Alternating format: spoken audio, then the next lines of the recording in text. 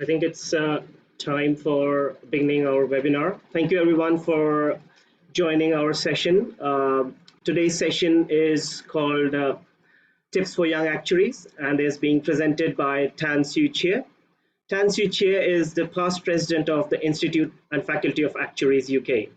He was the Group Executive Chief Executive at NTUC Enterprise from October 2013 to February 2017. Enterprise is the holding entity of the NTUC Social Enterprises Cooperatives. Earlier in his career, he had been the chief executive of NTUC Income, a composite cooperative insurer Asia Pacific region of the SHL Group Limited, a British human resources consultancy firm. And also, he is a regional MD and a chief executive of Prudential PLC in Asia in the earlier part of his career.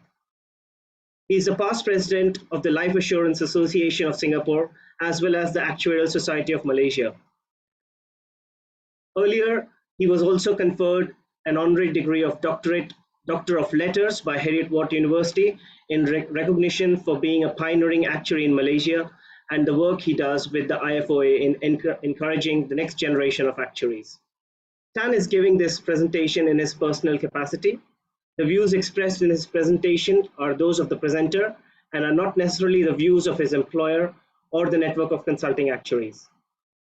The session may count for up to 1 hour of your CPD, provided it is relevant to the nature of your work or role or addresses a personal development need. Tan has kindly summarized his tips in a note, which is posted on our website.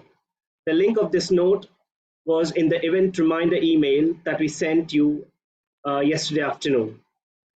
Tan will also be going through the tips live on the screen.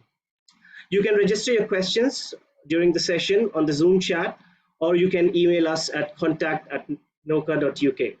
There will be time for questions at the end as well. With that, I will hand over to Tan to present the session, Tips for Young Actuaries. Tan, over to you. Thanks very much indeed. I wish you can see the slides, right? Yes.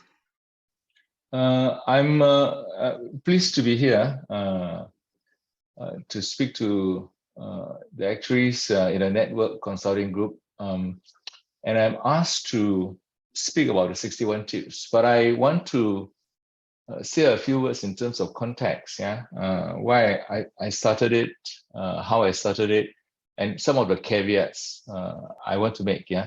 I started this process during the COVID time, about June, July in 2020, and I saw somebody did it for the advertising industry, about 100 tips or 100 rules for a good rule writer, and he was a good script writer or something like that. And I thought he got a large following, and it was done by a person whom I know. I said I could do that. I could do that because since I was a young boy, I like to write down principles. I collect rules, I collect quotes, tips, and all that. So I did that over a period of 4 hours, about 70, 80 tips. Then I condensed it, and so the 61 tips. And that was really in answer to questions which I often get, because in 2019, I was already president-elect when I gave talks to Malaysian students, to students in Zimbabwe, to London, to universities in Ireland. And the students recur in asking the question, how to be successful, all that. So I thought I wrote down what worked for me. So I need to make a couple of caveats. What worked for me over a period of time was for me, for my personality, style, and nature, and yours might be different, right? And in a culture of Malaysia, in the culture I grew up, it worked, And of course, the zeitgeist has changed, right? From 30, 40 years ago to today, work-life balance and working hard might mean very different things in a different age, So bear in mind that it worked for me as an individual. I'm sharing it. I'm not saying that it is the only way or even the best way, and it may or may not work for you. So it's in that open context, And I think the best way to do it is to tell it in a story form. Of course, I wrote these tips, 61 tips in a few hours, and I posted it. But then every week for 61 weeks, I expanded on the tips and put it on LinkedIn, Instagram, and on my website. So if you double click, the most detailed ones are on my website, which I will take you through one by one. there's no way I could talk about 61 tips today. I will try to talk about 10 or 12 tips. But I want to make sure that it's interesting to you, yeah, interesting to you, because I don't have a sense of the audience. I'm going to have a peep now, see what's the sense of audience. I'm going to have a sense of audience in terms of, so now we got 30 participants. I recognize one or two names. Tim, maybe is Timothy Berry, the person who actually approached me, and I see Chris from Hong Kong, and someone else whom I saw, Bradley, but some other names are familiar. But let's enjoy ourselves. And I would encourage you to do some Q&A in the question. I want to see whether I can see the Q&A simultaneously. I've just stopped sharing screen. Yeah. Okay, I'm going to go back to my screen now. So I'm going to start now and then see how it goes. Very quickly, when I was compiling, and I thought that I actually arranged the tips in the order it influenced me. Yeah, it influenced me, and this is 40 years ago, right? I'm 63 now, so it started coming in at 16, 17. So the foundational years, I suspect, given the group gathered here, the first 3 or 4 segments about professional life, developing a career, and the foundational years, and nest egg could be the most important, but we do not know. Yeah. But I also did a version for senior actuaries, yeah, and that was when Patrick Poon came, and he's my senior. He's my senior by 12 years. And then from there on, I knew that he was into philanthropy, and he donated a huge amount of money for the IFA Foundation after that tips was senior actuaries, when I gave it for a special edition. But today, I will still go through, and I know that in every segment, I will try to do 1 or 2 tips which are of interest to me. But if I want to tell the story, every tip will take about 10, 15 minutes. So there's no way. So I'll tell the story in a condensed way. And in the first 2 or 3 tips, it might be slower because I want to take you to my Instagram posting and then to my TSC blog, where you can look at the tips in detail. Yeah, and I try to navigate. I've chosen a few tips. Yeah, so that is for.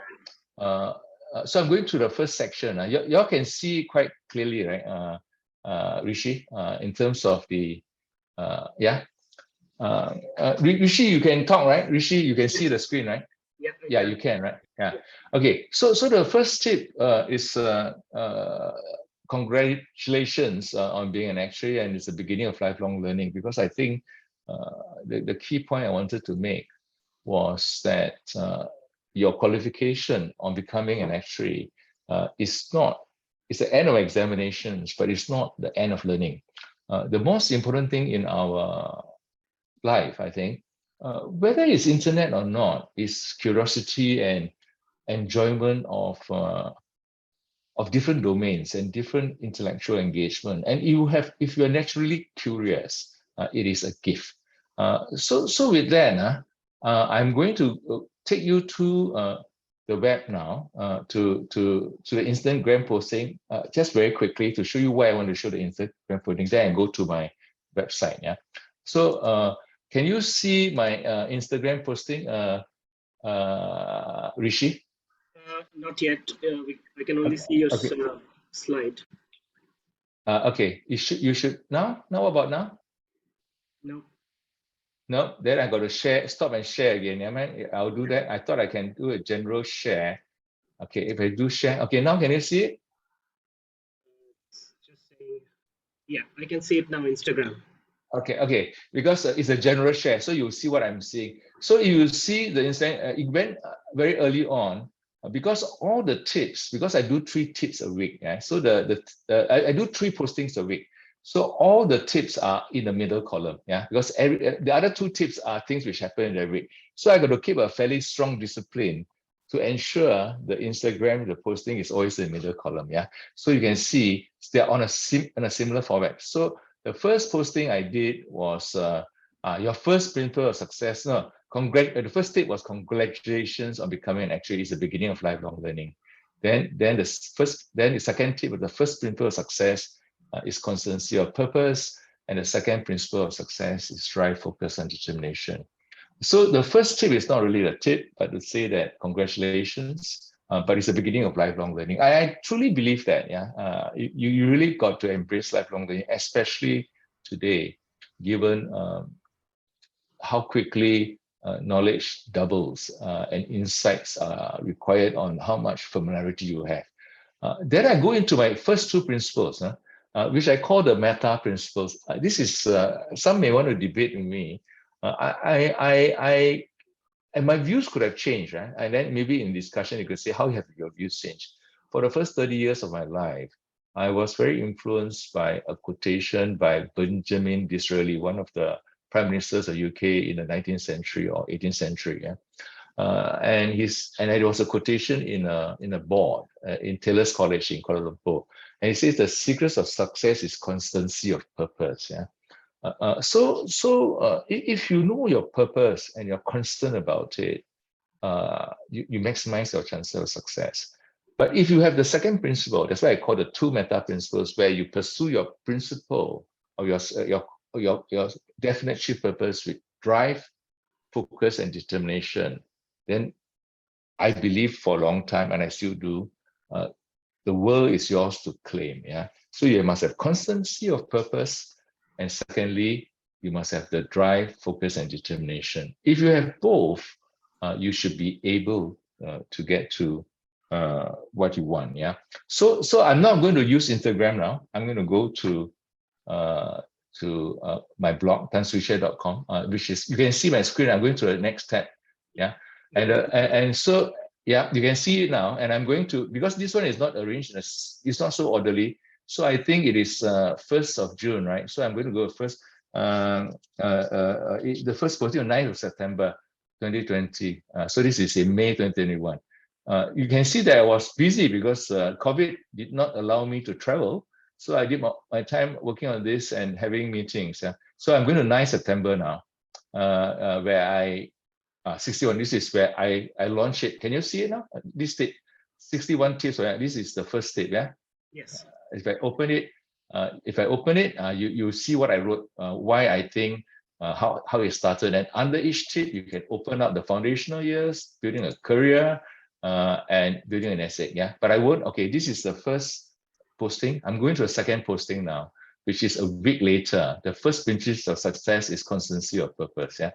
And I won't go to detail because it's impossible. I got to keep an eye on the time. So at 3:40, Rishi, you should tell me, Switcher, you got to start winding down so that other people can engage you.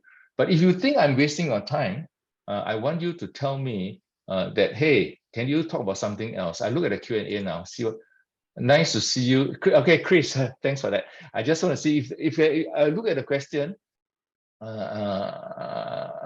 Yeah, and I would look at it and I'll see you can steer my conversation. Yeah. Okay, so the number of participants that come up to about 35. So welcome to many of you. So this is how I talk about. So this book, Law of Success, I still have a copy, the original copy, and I was showing people the other day. But I'm not sure it's fashionable now, is it? That's why I say context is very important. I'm very sure it's still fashionable in India 10 or 20 years ago. And Robin Sharma and all that, they are all into this space, and Malaysians as well, the emerging markets. Yeah. But I'm not so sure it's that fashionable in UK because Napoleon Hill's hero were some of the earlier barons of capitalism, Andrew Carnegie and all that, Rockefeller and all that, which are not very fashionable today, right? Not very fashionable today because they were, but those were people who was deemed successful at that time. And for many of us who are from the third world countries and we are poor, we wanted to succeed. And what books do you have? Developmental books, right? Whether it is by Dennis Whitley, Napoleon Hill, Norman Vincent Peale, and that books were accessible. So that influenced me. I was given this copy of a book by a friend of mine whom I just reconnected. And in a book called Mastermind, which is about energies, definite chief aim, self-confidence, habit of saving. And because I didn't have many books in the house, I just read the same book again and again, right? Napoleon Hill and Dale Carnegie again, imagination, cooperation, failure, tolerance. But these are, many of them are good habits, right? accurate thought, concentration, cooperation, how to cope with failure, the golden rule, right? Don't do to others what you don't want others to do to you. And it impacted me greatly. The other book which I thought was worth mentioning is How to Stop Worrying and Start Living, because as a young boy, I was a perpetual warrior. I just got a new copy for my son because he is also worrying. He's a warrior, yeah, and Bertrand Russell and all that. And because these books introduced me to books, people like Emerson, Wow, Osler, Lincoln, Marcus Aurelius, right? And I became a great fan of Bertrand Russell. So that was the first principle of success. I would welcome feedback if people think that I'm going, it's too boring or that I should proceed on to older ages. The second principle is, I'm going this way. I think the second principle is about drive, focus, and determination. Many young actuaries who have qualified, they, some of us are geniuses, right? So we don't really study hard, but not all of us. Many of us are quite good in maths. Yeah, our teachers say that, and we score A's, but we are not geniuses. Yeah, we still got to study and cram, right? So you realize how important it is to have drive and determination. In this short blog, I told about how I learned about motivation from professors in London Business School in the late 20s when I was sort of becoming one of the emerging middle managers in Prudential. They sent me to London Business School, and I met people like John Hunt and Rob Goffey and Gareth Jones and Linda Gretton. They were young professors, but today Linda Gretton is very famous for the 100-year life, and Rob Goffey, why should people follow you as a leader, right? So all this, but I was very influenced. That paved my path to be interested in psychology. So I don't want to talk too long, otherwise I won't cover enough principles. But I think we are doing quite well in terms of time. I don't mind some feedback if you guys. This meeting with psychology professors, as I said earlier, became quite important. Then I went into culture and well-being and organizational change because the organizational behavioral faculty make a big impact on me. Now I'm going back to my slides because I've covered this too. I'm not going to talk about what is possible, unlimited enthusiasm, public speaking. There will be no time. So I'm going to the next slide. Yeah, next slide now. Next slide. Many of you are in a career. I have a particular view about career, and I'm sure you have your own view. But I'm going to do two blocks, only focus on two, about responsibility and also be the go-to person. So responsibility first, yeah, which is published on the 1st of September. So I went back this morning. I said, when do I publish it? So I can go in 1st of September 2021, right? Is it 2021? Let me check. Yeah, it is 2021. So I just will go up to 1st of September 2021. Okay. It was not published in order for a reason, because I want to publish things which were most relevant at the time. So this is 1st of September 2021. So you can see Matthew Edwards making his, and is it time? Okay, to be more, okay. Be responsible, right? And this one, I told about the story of a teacher, Joseph Anthony. Still got a picture of him, but I couldn't find him.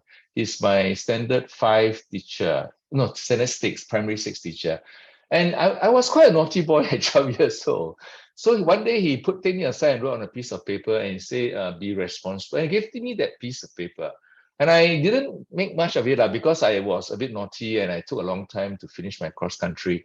But I never forgot what he said and how he intended to say it. And actually, another schoolboy also posted something on LinkedIn only the other day, and he said about how he made him learn about responsibility. So Joseph Anthony matters to me a lot, and I thought that when I wrote this, and I have no claim that I can tell you what to do.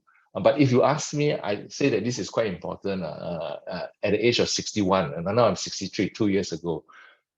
Actually, it's quite hard to be, not quite hard. It is to be responsible is actually quite simple as a word, but to be a responsible father, what does it mean, right?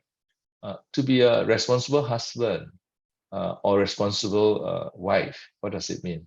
to be a responsible son or daughter. It's not. I mean, to go back to see your parents, to make sure they are comfortable, to be a responsible brother, to be a responsible friend, to be responsible. You may not like your boss, but you still got to be a responsible team member, right?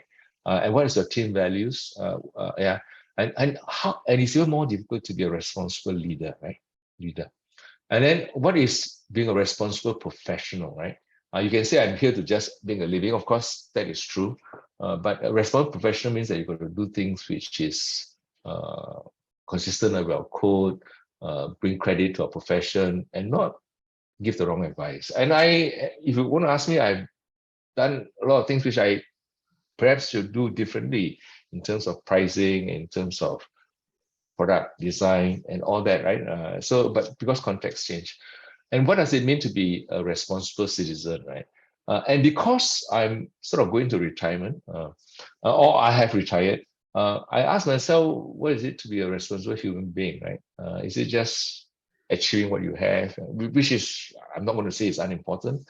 What do I do with my gifts and my privilege, right? I've been quite well rewarded and all that. What do I do with what I know? Yeah, so those are reflective questions. Yeah, reflective question. So with that, I will go into the next tip, be the go-to person, which is posted on 11th of November 2020. Are we doing okay? If anyone want to speak, you just message into the Q&A. I think we can ask you to speak if you want to.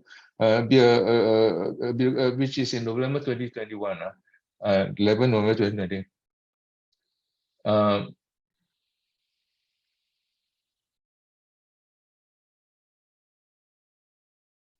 Yeah, be the go-to person. This one I praise. I gave a lady in IFOA an award, Jo Jones, because she was really a go-to person. And I learned this from a book, and the older of you might remember What They Do Not Teach You at Harvard Business School, which was a big hit in the 80s by Mark McCormack, who then eventually went to do run an international marketing business. And he said, use Cardiff, right? Use Cardiff. Be the go-to person at work. You want to get promotion, be the go-to, be committed, immediate follow-up, attention to detail.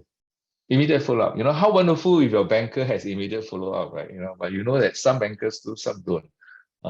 Some staff do, some do. But if you stand out, right? You stand out. I thought that was very basic, lah. So I like to think I was that. You know, I was always taking the extra mile to do what I could. So that helped me to succeed. Yeah, if I'm also quite competitive by nature. So I mean, I asked the question: do you handle emails promptly, or do you let them fester? Do you keep your promises on deadlines? Better still, ahead of your deadlines. Have you been putting off having that difficult conversation with a colleague? If a colleague asks for more information, how quickly do you respond? Do you attack difficult and important problems quickly, knowing that you will need to do it eventually anyway? So this is about do not hesitate, do not vacillate, attack your to-do list with energy and have a bias for action. So that was how my advice is for two people in careers and careers. So that is my 2 tips for developing a career, which I'm highlighting.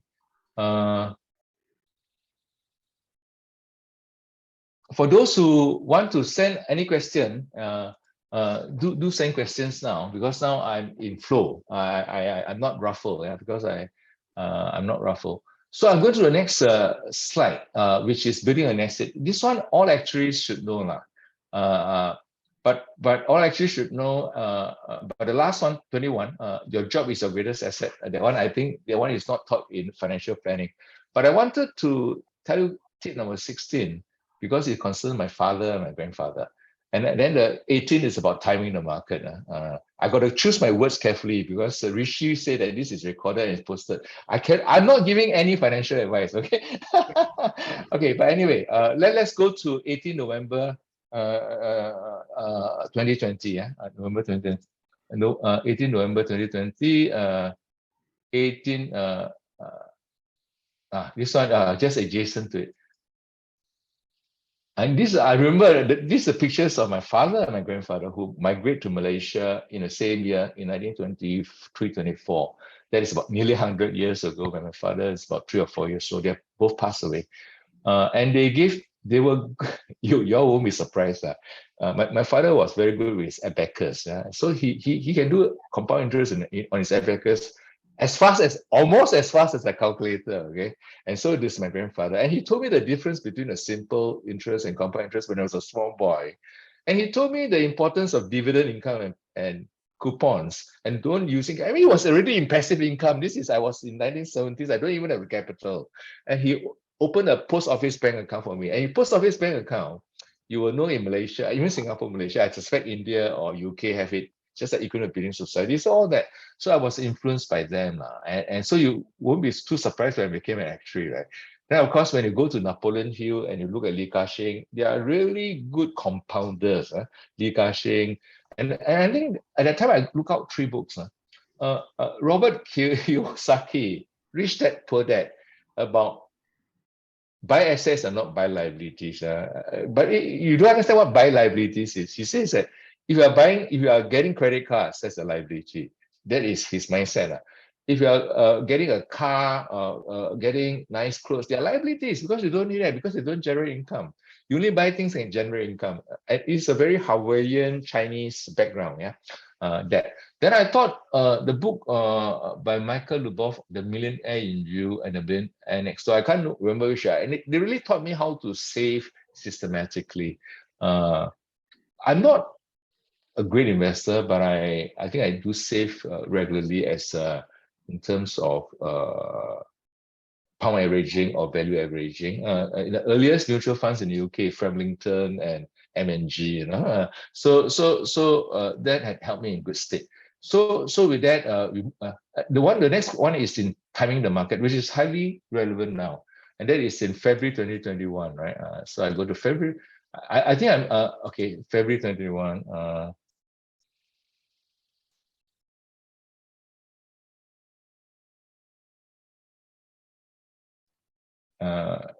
February.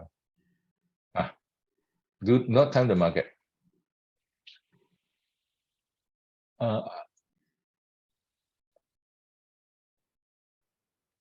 Sorry, I'm just adjusting the screen because the video to the time. Okay, I think this one I don't have to spend too much time because all of you know about it's impossible to time the market Peter Lynch says so, Warren Buffett says so, but diversification and pound averaging and a long view and within this tip I got other tips. So that is about timing the market. I'm now going to go to the next section about your job being the greatest asset. That one, I hope it to be self-evident. That is in July 2021. I hope to be self-evident because, but again, I cannot say this is it because you might have a different view because work ethic has changed, how we face obligations from company. Has changed. July 2021, 28 July 21, 28. This is it.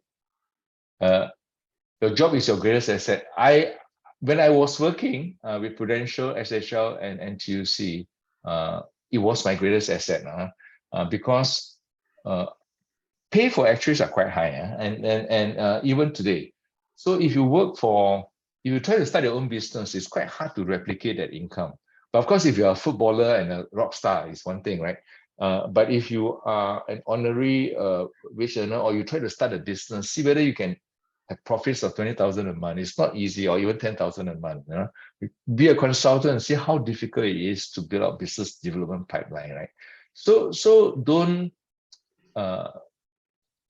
underestimate the importance of your job as an asset. And if your job is an important asset, you must look after it, right? Then I in that tip, I put down all the relevant tips, right? honesty, passion is the heart of excellence, ownership of your work, extra mile, be the go-to person, be focused, be prepared. We regard challenges and failures as opportunities. Be a solution and not be the problem. Do not cover up. Be a pioneer. Challenge the consensus, but do it with respect. Learn new skills, have mentors. Be helpful, be engaged. But if all things fail, if you think that your workplace is not right for you and you know it in your heart, then it's better to leave your job earlier than late. And you're more independent than you think. Yeah? And that one, I'm quite sure about that. I'm quite sure about that.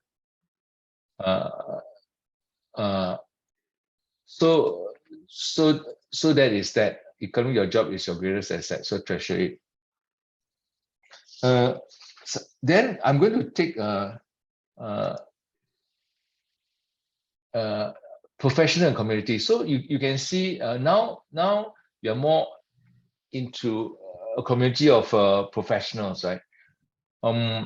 I wrote many things there, but I thought should talk about two.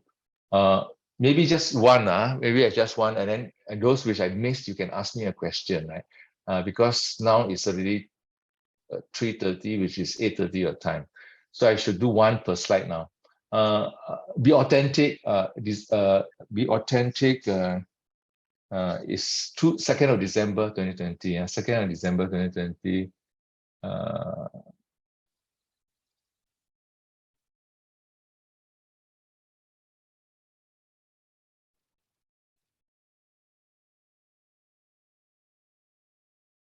I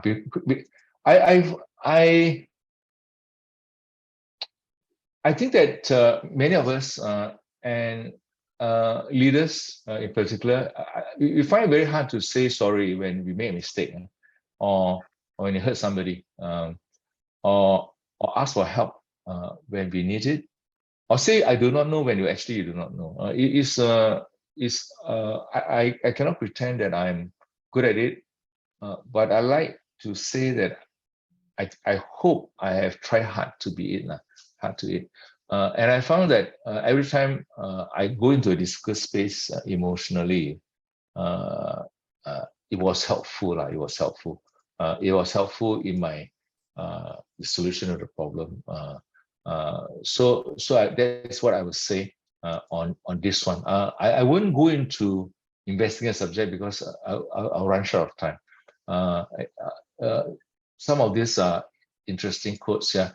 Have a sense of humor.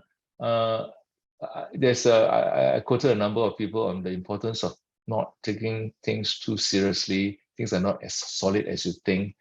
I follow a Buddhist writer called Pema Chodron, and she's very fond of saying things are not as solid as you think, which is true because you look into what we worried about exactly a year ago, you can't even remember it. What you worry about the first quarter of last year, yeah? But you did worry about something. Yeah. So things are not as solid. In fact, what you worried about last week, you can't even remember. Yeah. But let's go into the groups and challenge the consensus and group thing. 7th of October. 7th of October 2020. I hope I got it right this time. 7th of October 2020.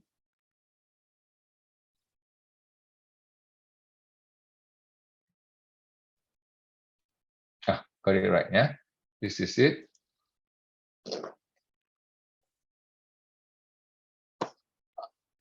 Okay, this I think is quite important, especially when we need to speak up, yeah? And it's also very culture dependent. I think it's very hard to do when you're in Japan, where because collectivism and respect for authority, and Thailand, power distance is high, and UK has an indirect culture about high context communication, so it's by hint rather than by direct confrontation. So I think, but sometimes the consensus and groupthink is not productive for the context we're in.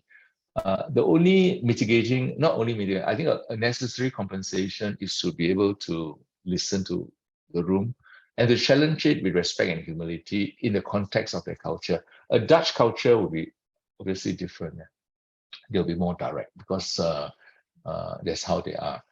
I when I wrote this, I was also troubled that I I thought I was, and I'm not sure you can discuss this, that I subscribe to the liberal humanist point of view about speaking with freedom, but culture can change and sometimes political correctness comes in. But it's not just about political correctness, but about rules and regulations for authority and so forth. But I was a great fan of Bertrand Russell, and still is, although he made many mistakes himself. Have no respect for authority for others, for there's always a contrary authority. So that is a very big thing to say, right? Do not fear to be eccentric in opinion, for every opinion now accepted was once eccentric. Find more pleasure in intelligent dissent than in passive agreement. For if you value intelligence as you should, the former implies deeper agreement than the latter. So I was brought up in a liberal decalogue by choice, yeah, because we don't have such discussion in schools by choice. But I realized that this issue is still very much alive. We just had a quite interesting debate yesterday about political correctness, about and all that, right? And also about somewhere against anywhere, the global elites and those who are rooted in regional positions. So those are very complex questions. Yeah. So with this, I will go into my next slide, because it's already 3:36, and okay, got 5 more. I got to choose what I like. Stay curious and investment quadrant 2. Maybe quadrant 2. See what else is coming up widely. Okay, let's go to quadrant 2. Stay curious. I think it's obvious what it means, but actually it's always the detail that matter. Quadrant 2 is 28th of October 21. 28th of October 21. 28th of October, which is quadrant 2, right? 28th of October. 28th October 2021. This is 2020, sorry.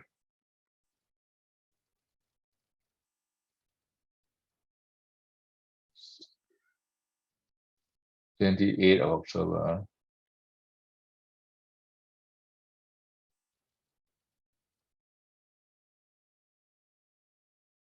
No, that's not correct. Invest by 28th October 2021. Okay, I don't. It's here. It's 2020 October. I transcribed on 20 October. Okay. Okay, I was okay. If there's one holistic book I could recommend from my time, because your time could is Stephen Covey. He's religious. He's a Mormon from Utah, but his heroes were Peter Drucker and Carl Rogers. Carl Rogers is a very empathetic humanist therapist, staying with you and listening to you as a key to solving a problem. But I thought that the way he wrote his book, and I wrote to it again, it was very complete. But quadrant 2 is about putting first to first. That means you do things which are important and not urgent. Of course, you do things which are important and urgent because it's necessary, important and urgent. But if you do things before they become urgent, like looking after your health, preparing for your presentation, or investing in something early, it obviously is better than do things in a hurry. Yeah, so try to spend some time on learning a language. So he basically encourages to not concentrate things which are not important, which are distraction and a waste of time, and try to reduce your quadrant 1 and increase your quadrant 2.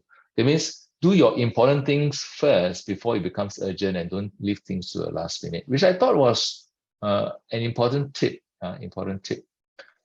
So I got that. Yeah, I stay curious. I mentioned in general. It's 3:40, so I read widely. I think is self-evident. Jim Collins' quote, you can go to my website. I think it's quite useful. I long sabbatical about taking a break. But in any case, I have a sense that most of you are below 30 or 40. So you got time for this. Culture is a game in town. Believe me. T50 is about internet. You got too much knowledge. Yeah? Every year, the knowledge generated by in the world accessible to you is equal to what it has been produced up to 2015 or something like that. You know, somebody calculated it, right? So there's too much knowledge. So it's really a democracy, but then it has no meaning unless you could curate it to make sense for the position you have, right? I love this one on paradigm. I learned about paradigms from Thomas Kuhn when I was a young executive with Prudential about how change can only come with people who are not vested in the current paradigm. And it sort of makes sense. It was in the context of customer service at the time, but but it's true now. And in all the meetings I go to, we are invested in our own paradigms, and between China and US, between UK, the haves and have-nots, or those who are live or versus GI. You know, we have all. So how we go above, loosen our paradigms is key to communication. I won't go into 55 because there's a big topic on attention. The last two, the last one was Man's Search for Meaning.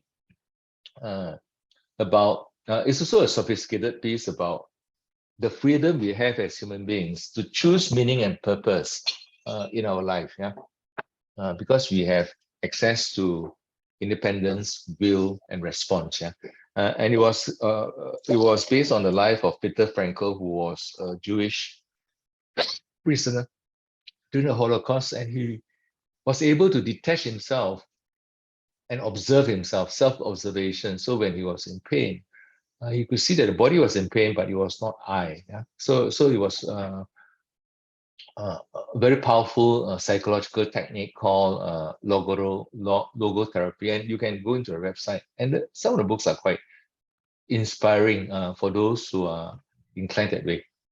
The last is writing a journal.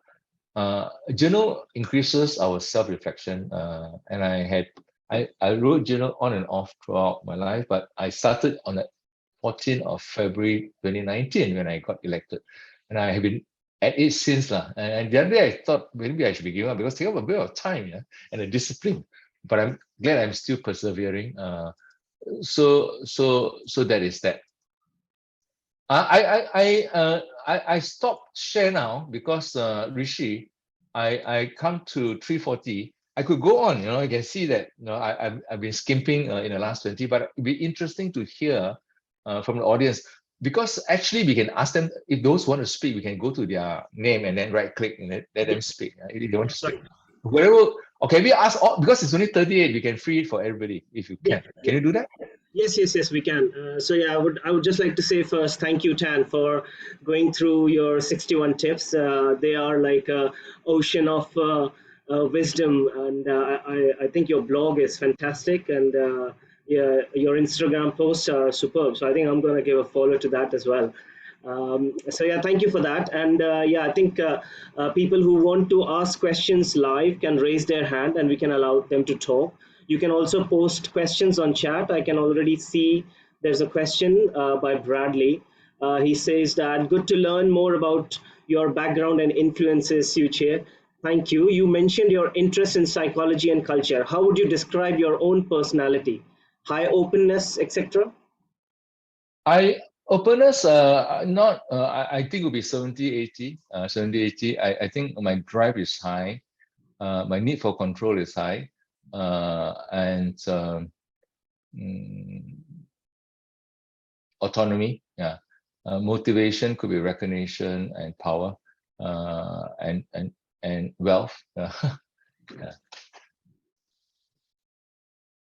And in Myers-Briggs, I think I'm introvert. I think probably N and T, and big J and stroke N. Yeah. Stroke N. Enneagram terms, I'm type 8, subtype 7. But you see, it's a question of healthiness as well, right? It's a question of healthiness. Yeah. Okay. I cannot pretend to be, I can't pretend that I'm always very healthy. So growth and development, and I went into Enneagram, and I got teachers, partly because of my own realization, why the experience I generate in others, the experience I generate. So I'm quite aware of that, yeah. But it doesn't mean that awareness means that you can therefore becomes a different person. You can be a better person, a better person, and be more thoughtful and reflective in certain contexts, and maybe could hold you to be more considerate, uh, considerate and patient. I'm also a competitive person by nature. Superb. Thank you for Well, that. I'm not sure. I'm not sure it's superb, man, because it depends how you land, right? Yeah. So if you're a father or a mother, and your child is quite happy and quite reticent and satisfied, it's also good. But then you're also quite concerned if they are not yeah. So you got all kinds of possible combinations, right? But being average is also good, right? But you say that let's be moderate and everything. But then sometimes you also want excellence, right? Excellence is hard to be excellent. Okay, we can have different views depending on context, right? The most achievers in the world, or this scientists in the world, they're obsessed, right? Table tennis, golfers, yeah, or scientists or actuaries, they work very hard, I think. Okay, but there are some genius. Okay, Yeah. so okay, other questions? Yeah, there's another one from Tim now. He says, "Thank you for the fascinating talk. Very much enjoyed it. With regards to the importance of purpose over a career, we may at times reflect and question our purpose at work. Might you have tips on ways to refresh our feeling of purpose and enthusiasm? For example, I think there was a great tip on doing a second degree." Tim, I struggle with it. I struggle with it because it is a fly in the bottle problem, right? Of course, when you are purposeful, any small little book and motivation quotes, but you are already there. But if you are down or desolate uh, in times of crisis, you don't feel like reading a motivational book. You don't feel like reading it. You're down. Yeah, you're down. So I think I have some techniques, but they are not proof. No, we go to the second degree one. That one is a bit of a explanation, but we put it. But I found I think sometimes I found I got a number of coaches which helps. So sometimes you stay quiet. Okay, it works for me, Tim. I'm not sure. I stay quiet and don't try to go to an answer with yourself. And my sister and an old girlfriend and then my mentor tell me the same thing. It's called quietude because you're trying to resolve it. And me, I want to be resolve it and say what is the need. But sometimes you can't. So there's a period of acceptance, reflection, and then maybe a sentence of realization. There's a quote somewhere in the posting where live with a question and the answer comes. And then there's a turning point, right? And the turning point you must identify. So you got to trust the instinct. Turning point, and then you got to respond to it. Yeah. And then it's a period of recovery, achievement, and transformation. So I got a curve somewhere. Yeah. So you can go through that. Tim, I don't mind sharing you when I transitioned from work and then into retirement, and then but the iPhone became a gap filler. But in early early 2019, I was a bit down for 2 or 3 weeks. In fact, for 2 months, yeah, after I got elected. And I'm not sure why, but I was approaching 60th birthday, yeah. And recently my transition, but it was much easier to handle. So my yoga, my meditation, my journaling helps. Yeah. And yeah. But your question, how do you refresh your purpose and enthusiasm? That one I cannot answer too deeply, like it's just a bit. But I think for me, writing down helps, being patient helps. Reading books help for me, yeah, and maybe sometimes not being too hard on myself. My second degree one, it was Chris, yeah, in Asia. I was in Prudential for 20 years, and at that time, I had a great time as a CEO, but I was promoted as regional, and I was not very good at the politics, and I was falling in love and all that. So I had an excuse to leave the job, and I didn't. my first marriage was not successful, so I don't have any children, which sort of helped in my circumstance. So with my wife and me, for our honeymoon, we went to New York. She took a degree, I took a degree, right? And we had 18 months, 24 months. And at that time, that was a good way to exit. But it turned out to be a blessing because it refreshed my. I was too dependent uh, on my position as a CEO. My slides were done for me. Everything is done for me. I got a chauffeur and all that.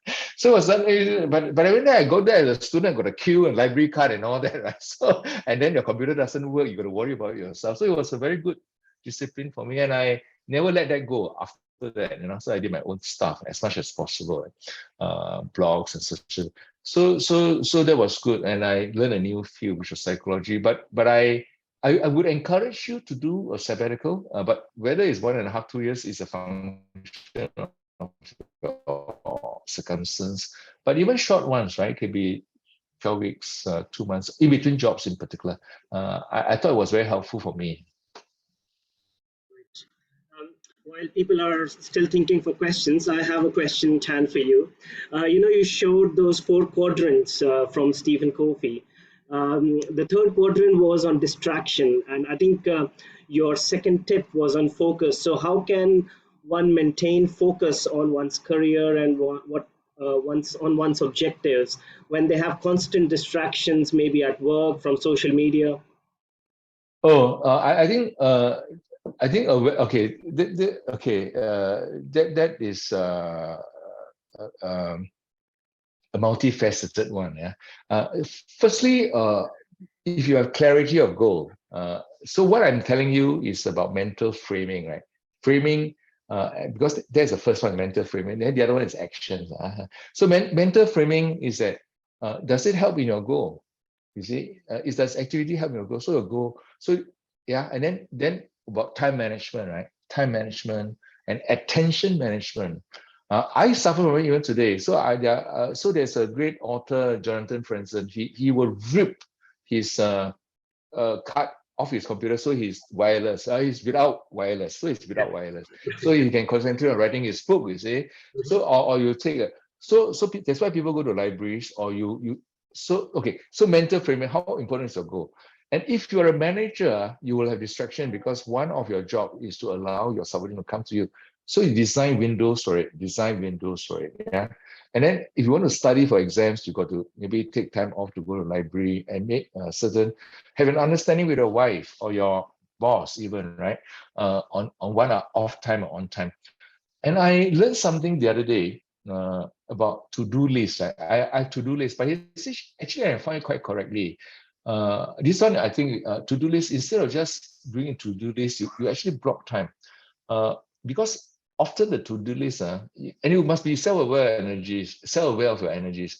Your to-do list, you can put down, say 9 to 11, learn Chinese. Yeah, 11 to 1, learn, write or do your journal or yoga. So assign the activity to the time instead of having a general to-do list.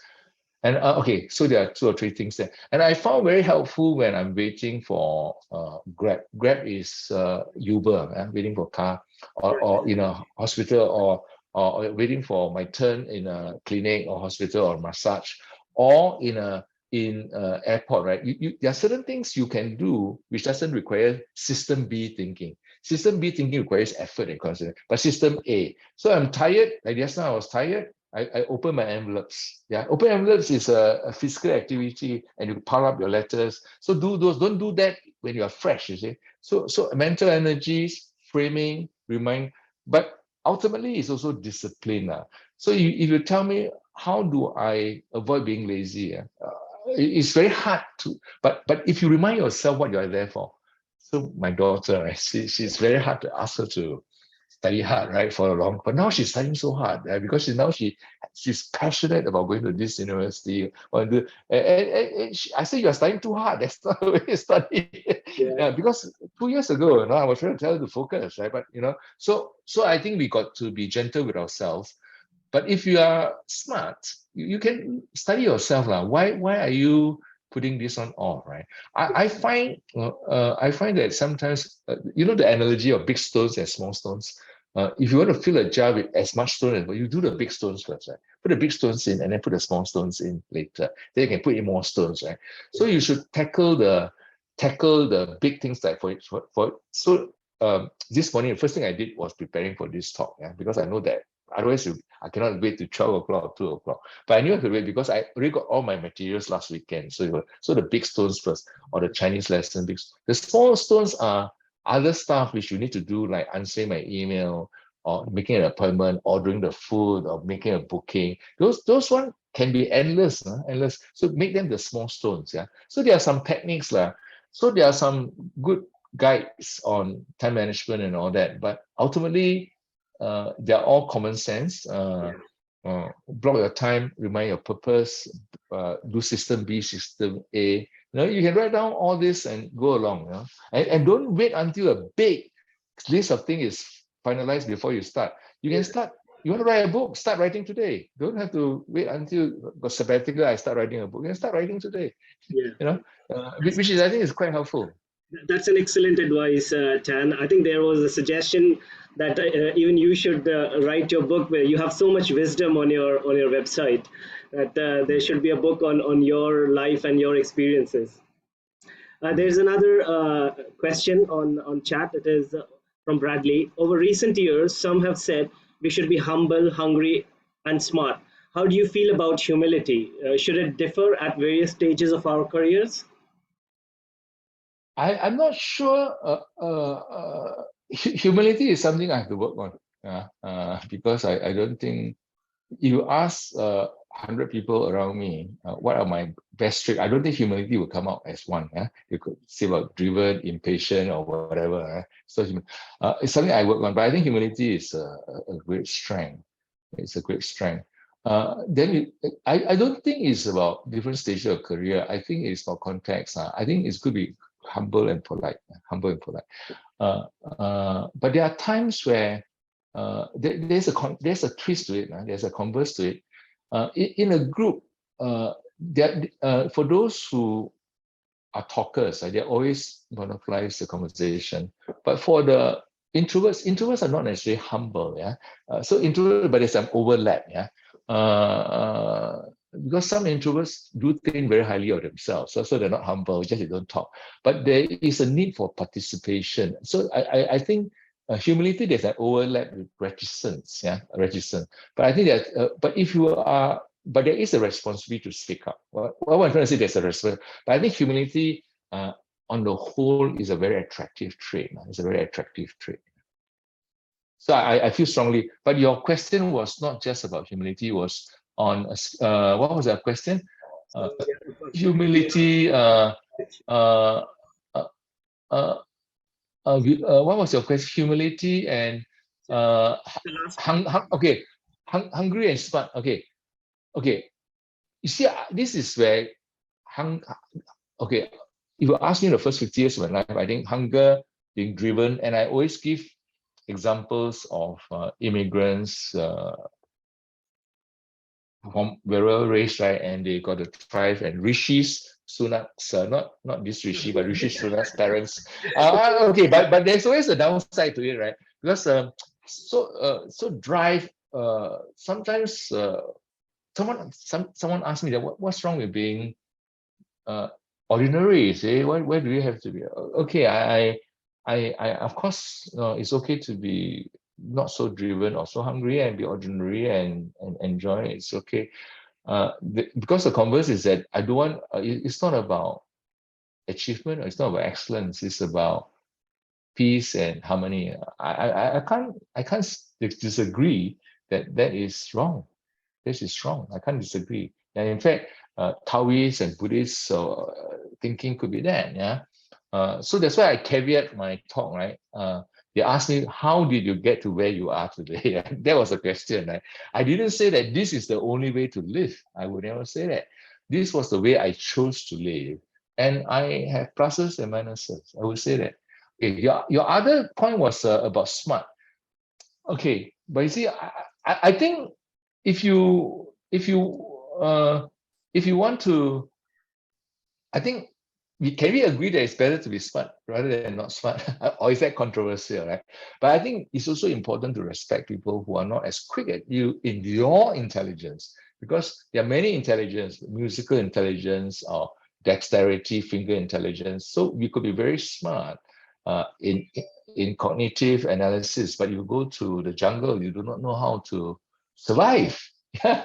Yeah, so you are dependent on people who know how to survive in the jungle or in another context, or to replace your tire at the middle of the night when it's raining, right? You could be very good in your analysis, but you may need somebody else who are good with mechanical stuff. So on the whole, I would agree that it's good to have perspectives, lah. And we wear lens, we wear lens to interpret the world and to ask questions and to justify our answers and to justify our questions. Yeah. So we wear our own lens, essentially. So be aware of that. I'm trying to remind myself, be aware of that. I think, Tan, this is all the time we have, and I would like to say thank you to you from NoCA and from all the participants in this talk. It was definitely lots of wisdom, lots of great words of encouragement for us to be more focused, more purpose-driven in all aspects of our life. And I would recommend everyone to take a look at Tan's website as well as Instagram. This session is recorded. We will be posting this session on our NoCA channel on YouTube, as well as posting a link of that on our website. So if you want to revisit this at another time, you can certainly do so. And thank you everyone who joined this session. We have another session next month as part of our monthly NoCA series. So please take a look at our website. Thank you very much, everybody. Thank you, Tan. Bye-bye. Bye-bye.